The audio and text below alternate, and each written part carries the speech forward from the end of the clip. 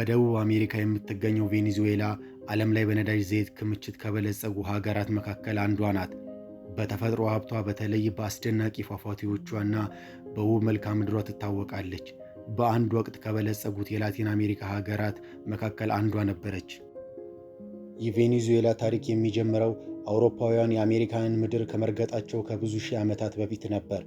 በአካባቢው የተለያዩ ነባር ጎሳዎች ይኖሩ የነበረ ሲሆን ከእነዚህም መካከል ኢንዲያናውያን፣ ካሪብ፣ አራዋክና ቺፕቻብ የተባሉ ጎሳዎች ዋና ዋናዎቹ ነበሩ።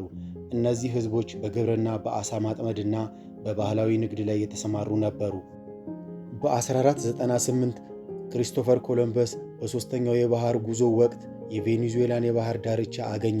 ይህ ስፍራ እጅግ ለምለምና ውብ በመሆኑ ኮሎምበስ የምድር ገነት ብሎ ሰይሞታል። ከአንድ ዓመት በኋላ በ1499 አሜሪኮ ቬስፑቺ እና አሎንሶ ጄ ኦጄዳ አካባቢውን ለመቃኘት መጡ። በማራካቦ ሐይቅ ላይ የአገሬው ተወላጆች በምሰሶ ላይ የተገነቡትን የውሃ ላይ ቤቶች ሲመለከቱ የጣሊያኗን ቬነስ ከተማ አስታወሷቸው። በዚህም ምክንያት አካባቢውን ቬኔዙዌላ ማለትም ትንሿ ቬነስ ብለው ሰየሙት። ስፔናውያን መጀመሪያ ላይ ትኩረት አድርገው የነበረው ዕንቁ በማውጣትና ወርቅ ፍለጋ ላይ ነበር። ሆኖም ግን ቀስ በቀስ ወደ ውስጥ በመግባት ከተሞችን መመስረት ጀመሩ። የአሁኗ ዋና ከተማ በ1567 ዓ.ም በዲያጎ ዴ ሌሳዳ ተመሰረተች። በዚህ የቅኝ ግዛት አገዛዝ ዘመን ስፔናውያን የካቶሊክ እምነትን አስፋፉ። የአገሬውን ተወላጆች ደግሞ ለጉልበት ሥራ ተጠቀሙ። እንዲሁም ከአፍሪካ በባርነት የመጡ ሰዎችን በቡናና በካካኦ እርሻዎች ውስጥ በማስገባት እንዲሰሩ አደረጉ። ይህም የዛሬዋ ቬኔዙዌላ ልዩ ብሔረሰባዊ ስብጥር እንድትይዝ መሠረት ጥሏል።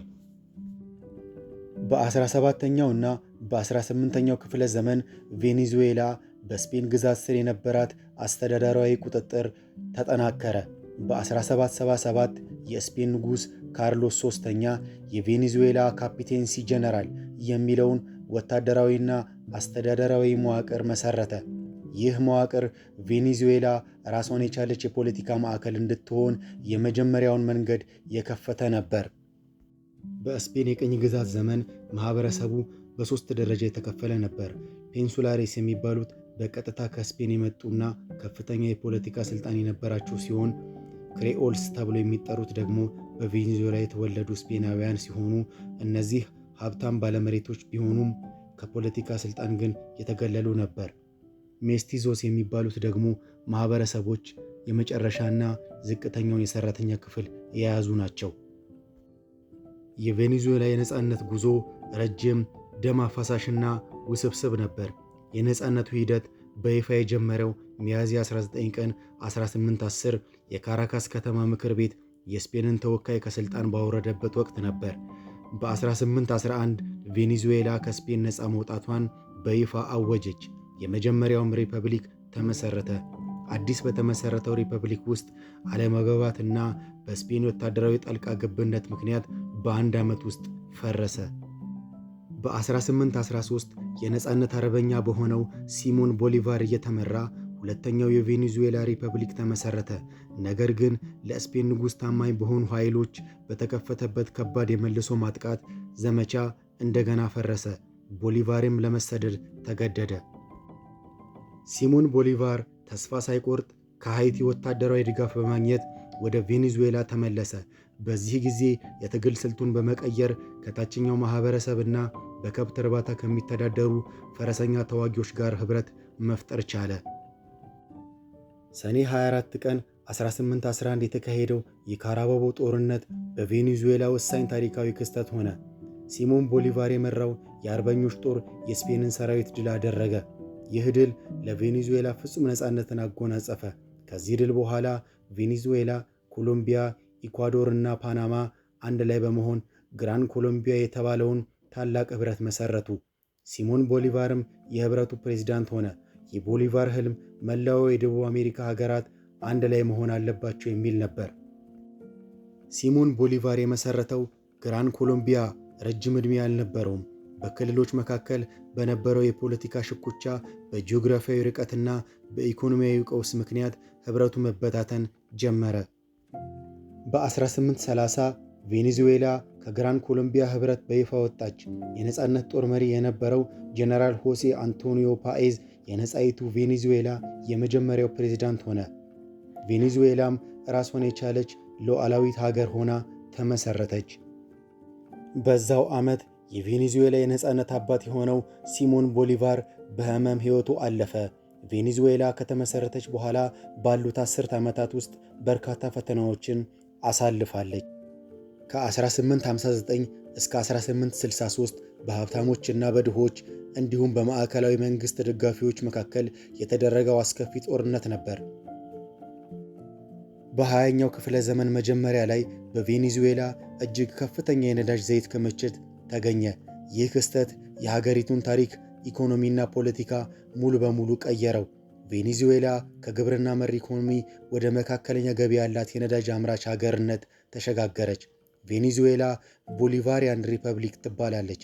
ይህ ስያሜ የተሰጣት የነፃነት አባት ተብሎ የሚጠራውን ሲሞን ቦሊቫርን ለመዘከር ነው። ሀገሪቱ በርካታ የፖለቲካና የኢኮኖሚ ውጣ ውረዶችን ብታሳልፍም ታሪኳ የነፃነትና የጽናት ተምሳሌት ተደርጎ ይወሰዳል። በላቲን አሜሪካ እምብርት ላይ የምትገኘው ቬኔዙዌላ በዓለማችን ግዙፍ የነዳጅ ክምችት ባለቤት በመሆን ትታወቃለች። በ20ኛው ክፍለ ዘመን መገባደጃ እና በ21ኛው ክፍለ ዘመን መጀመሪያ ላይ የዓለም የነዳጅ ዋጋ የናረበት ወቅት ነበር። ሀገሪቱም እጅግ የበለጸገችና ከፍተኛ የውጭ ምንዛሪ የምታገኝ ሀያል ሀገር ነበረች። ሆኖም ግን ይህ ታላቅ ብልጽግና ዘላቂ መሆን አልቻለም። ምክንያቱም የሀገሪቱ ኢኮኖሚ መዋቅር ሙሉ በሙሉ በነዳጅ ሽያጭ ላይ ብቻ የተመሰረተ ነበር። የውጭ ንግድ ገቢዋ ከ90% በላይ በዚሁ ዘርፍ በመመስረቱ ሌሎች እንደ ግብርና፣ የማምረቻና የኢንዱስትሪ ዘርፎች ትኩረት ተነፍጓቸው እንዲዳከሙ ተደረገ። ከዚህ በተጨማሪም የቀድሞ ፕሬዝዳንት ሁጎ ቻቬዝ እና ተከታያቸው ኒኮላስ ማዱሮ የተከተሏቸው ጥብቅ የዋጋ ቁጥጥር ፖሊሲዎችና የግል ኩባንያዎችን ወደ መንግሥት ይዞታነት የማዞር እርምጃዎች የሀገር ውስጥ ምርታማነትን በከፍተኛ ሁኔታ እንዲዳከም አደረጉ።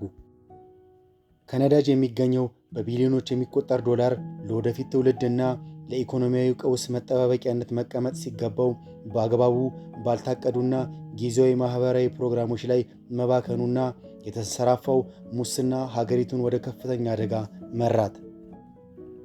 ከ2014 ዓ.ም በኋላ ግን የዓለም የነዳጅ ዋጋ በከፍተኛ ሁኔታ መቀነስ ሲጀምር የቬኔዙዌላ ኢኮኖሚ ማሽቆልቆል ጀመረ። መንግሥት የገጠመውን የበጀት ጉድለት ለመሙላት ሲል ያለምንም ቁጥጥርና ያለበቂ የወርቅ ክምችት ገንዘብ በብዛት ማተም ጀመረ። ይህ እርምጃ በታሪክ ታይቶ የማይታወቅና እጅግ አስከፊ የሆነ ከፍተኛ የዋጋ ግሽበት ወይም ሃይፐር ኢንፍሌሽን አስከተለ። የሀገሪቱ ብሔራዊ የመገበያያ ገንዘብ ዋጋው ጨርሶ በመውደቁ ዜጎች በጥቅል የታሰረ ሙሉ ከረጢት ገንዘብ ይዘው አንድ ዳቦ መግዛት የማይችሉበት ደረጃ ላይ ደረሱ። የሀገር ውስጥ ምርት በከፍተኛ ደረጃ በመውደቁ መንግሥት ሸቀጦችን ከውጭ ለማስገባት ዶላር በማጣቱ ምክንያት በንግድ ተቋማት ውስጥ የሸቀጦችና የመድኃኒት እጥረት በከፍተኛ ሁኔታ ተከሰተ። መሠረታዊና ማኅበራዊ አገልግሎቶችን፣ የመብራትና የውሃ አቅርቦቶች ሙሉ በሙሉ ተስተጓጎሉ። ይህ የኢኮኖሚ ቀውስ የሕዝቡን የመኖር ተስፋ ስላጨለመው ከ7 ሚሊዮን በላይ ቬኔዙዌላውያን ሕይወታቸውን ለማዳን ሲሉ ወደ ጎረቤት ሀገራትና ወደ አሜሪካ ተሰደዱ። ይህም በላቲን አሜሪካ ታሪክ ትልቁ የስደት ቀውስ ሆኖ ተመዘገበ። ሁኔታውን ይበልጥ ያባባሰው ደግሞ የአሜሪካና የአውሮፓ ኅብረት በማዱሮ መንግሥት ላይ የጣሉት ጥብቅ የኢኮኖሚ ማዕቀብ ነበር። በቅርብ ዓመታት ውስጥ የኢኮኖሚው ሁኔታ መጠነኛ የለውጥ ጭላንጭል ማሳየት ቢጀምርም መንግሥት የነበረውን ጥብቅ የገበያ ቁጥጥር ለማላላት በመገደዱ ሀገሪቱ በይፋ ባልታወጀ የዲዶላራይዜሽን ሂደት ውስጥ ትገኛለች። ሕዝቡና ነጋዴዎች የገንዘብ ዋጋ መውደቅን ለመቋቋም የአሜሪካ ዶላርን በስፋት ለግብይት መጠቀም የጀመሩ ሲሆን ይህ የዋጋ ግሽበቱን በተወሰነ ደረጃ እንዲቀንስና የሱቆች መደርደሪያዎች መልሰው በሸቀጦች እንዲሞሉ ረድተዋል። ከዚህም በላይ በሩሲያና በዩክሬን ጦርነት ምክንያት የተፈጠረውን የዓለም የነዳጅ እጥረት ተከትሎ አሜሪካ በቬኔዙዌላ ላይ የጣለችውን ማዕቀብ በከፊል ማንሳቷ እንደ ቼቭሮን ያሉ ግዙፍ ኩባንያዎች ወደ ሥራ ተመልሰዋል። ይህ ሁኔታ ለአገሪቱ አዲስ የዶላር መተንፈሻ የፈጠረ ቢሆንም አሁንም የውስጥ መዋቅራዊ ችግሮች አልተቀረፉም። በአሁኑ ወቅት ዶላር ማግኘት የሚችሉት የህብረተሰብ ክፍሎች የተሻለ ኑሮ መኖር ሲጀምሩ፣ በቦሊቫር የሚከፈላቸው የመንግሥት ሠራተኞች ግን አሁንም በከፍተኛ ድህነት ውስጥ ይገኛሉ። በአጠቃላይ ቬኔዙዌላ ካለችበት ጥልቅ የኢኮኖሚ ስብራት ሙሉ በሙሉ አገግማ ወደ ቀድሞ ቁመናዋ ለመመለስ ሰፊ የፖለቲካ መረጋጋትና ስር ነቀል የኢኮኖሚ ማሻሻያዎችን ትፈልጋለች። የቬኔዙዌላ የዘመናዊ ፖለቲካ ምዕራፍ የሚጀምረው በ1999 ዓ.ም ሁጎ ቻቬዝ ወደ ሥልጣን ከመጣበት ጊዜ ጀምሮ ነው። ቻቬዝ የ21ኛው ክፍለ ዘመን ሶሻሊዝም የተሰኘውን ርዕዮተ ዓለም በማንገብ በሀገሪቱ የነበረውን ከፍተኛ የሀብት ክፍተትና ሙስናን ለመዋጋት ቃል በመግባት የዝቅተኛውን ማኅበረሰብ ልብ አሸነፈ።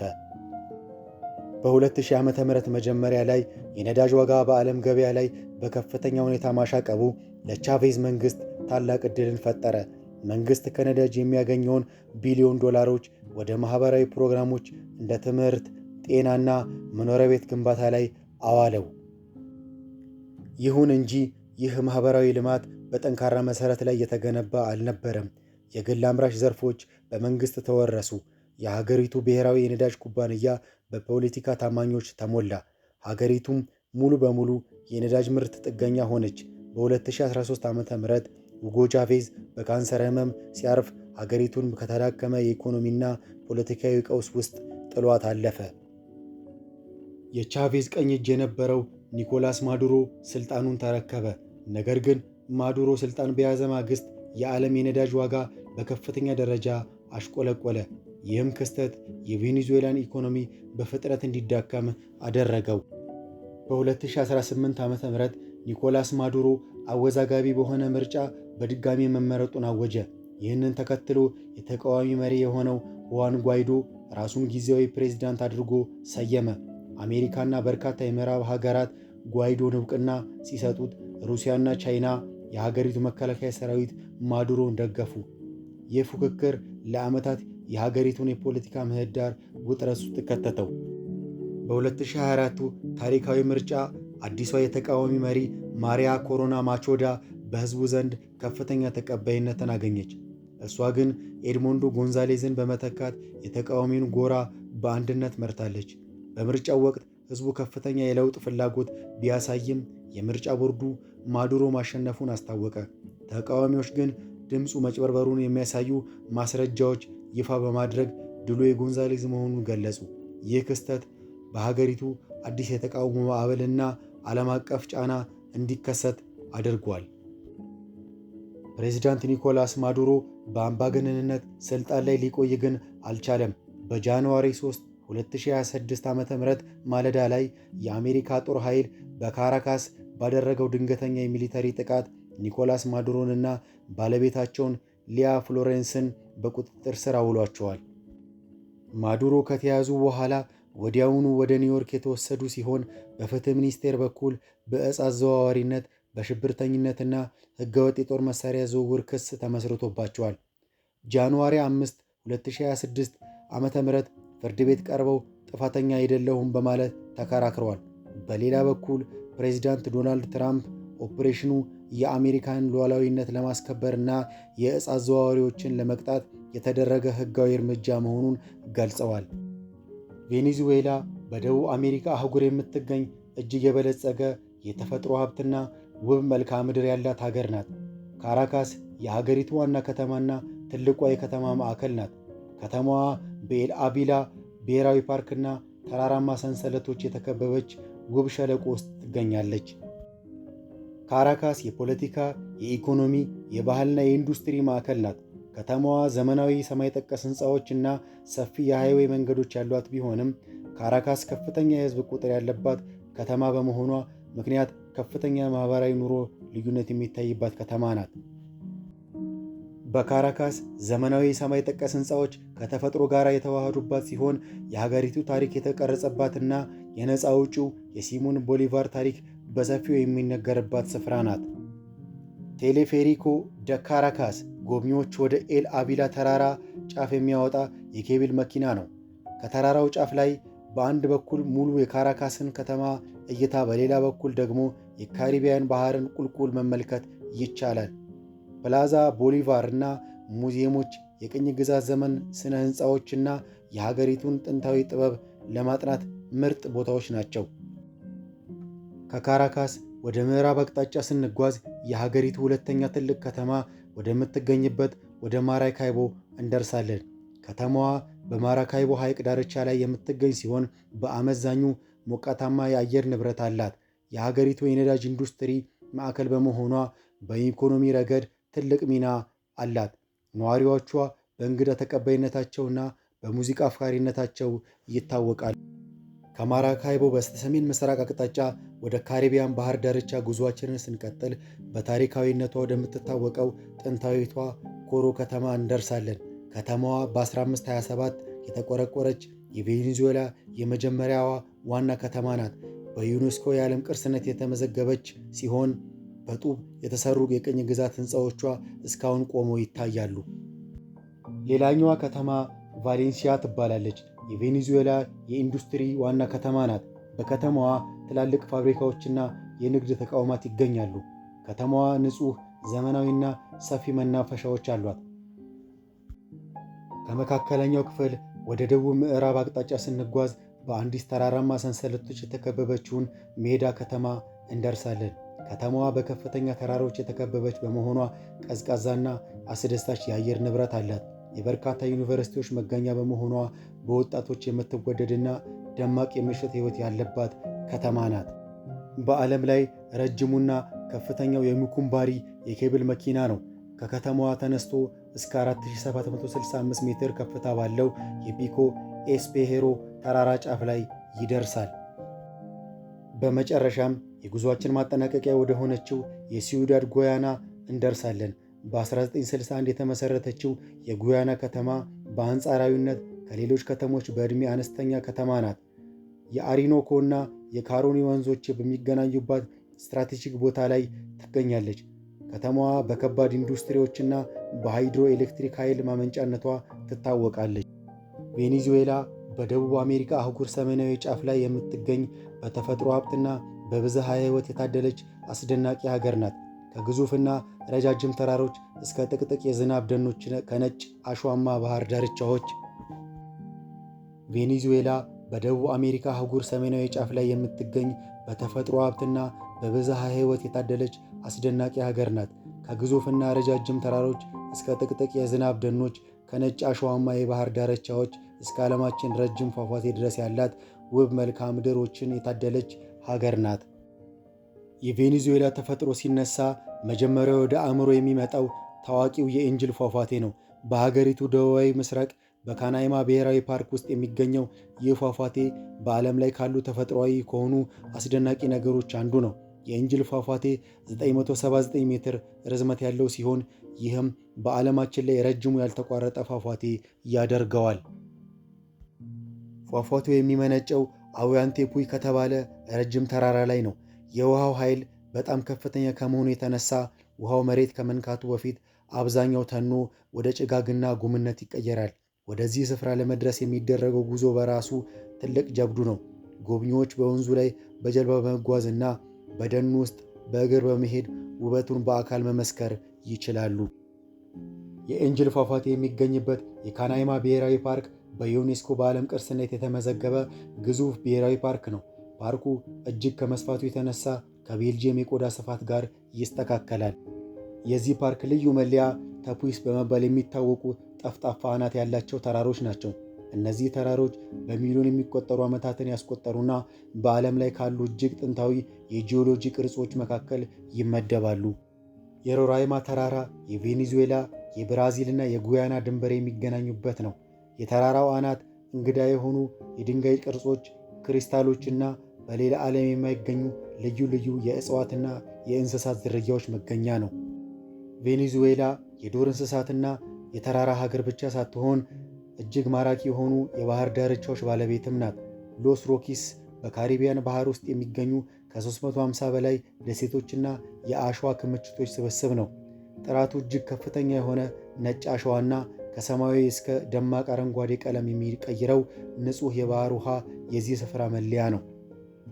ይህ አካባቢ ጥበቃ የሚደረግለት ብሔራዊ ፓርክ በመሆኑ እጅግ ውብ የሆኑ የኮራል ሪፎችና የባህር ፍጥረታት ይገኙበታል። ለዋና፣ ለዳይቪንግ እና ለሰርፊንግ እጅግ ተመራጭ ቦታ ነው። የአፍሪካን ሳፋሪ ለሚወድ ሰው ሎስ ያኖስ የደቡብ አሜሪካ ምትክ ነው።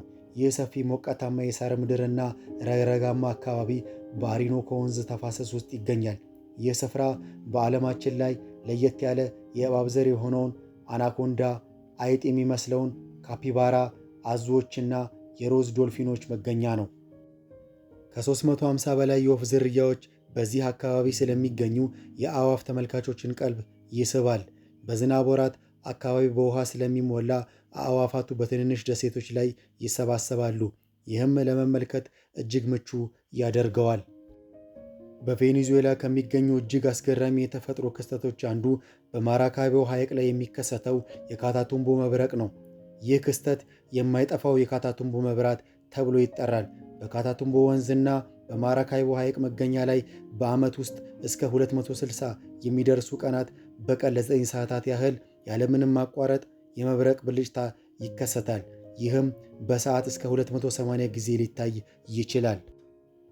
ይህም የሆነበት ምክንያት ከሰሜን የሚመጣው የሞቀ የካሪቢያን ንፋስ ከአንደስ ተራራ ከሚወርደው ቀዝቃዛ ንፋስ ጋር ስለሚጋጭ ነው። ይህ ተፈጥሯዊ የብርሃን ትዕይንት ከሩቅ የሚታይ ሲሆን ለካሪቢያን መርከበኞች ለዘመናት እንደ ባህር ላይ መብራት ሆኖ አገልግሏል። ፒኮ ቦሊቫር በሀገሪቱ የሚገኝ 4978 ሜትር ከፍታ ያለው ትልቁ ተራራ እዚህ ይገኛል። የተራራው ጫፍ ዓመቱን ሙሉ በበረዶ የተሸፈነ ነው። በዓለማችን ረጅሙና ከፍተኛው የኬብል መጓጓዣ መስመር እዚህ ይገኛል። ጎብኚዎችን ከሜሪዳ ከተማ ተነስተው እስከ ፒኮ ኤስፔዶ 4765 ሜትር ከፍታ ድረስ ያደርሳል። ይህም አስደናቂ የተራራ እይታን ይሰጣል። የቬኔዙዌላ የተፈጥሮ መስህቦች ሀገሪቱ በጂኦግራፊ አቀማመጥ ምን ያህል የታደለች እንደሆነች የሚያሳዩ ናቸው። ከአንጄላ ፏፏቴ እስከ ሎስ ሮኪስ ሰላማዊ የባህር ዳርቻዎች፣ ከካታቱምቦ ምስጢራዊ መብረቅ እስከ ያኖስ የዱር እንስሳት ድረስ ያሉት ተፈጥሯዊ ሀብቶች ለጎብኚዎች የማይረሳ ትውስታን የሚሰጡ ናቸው።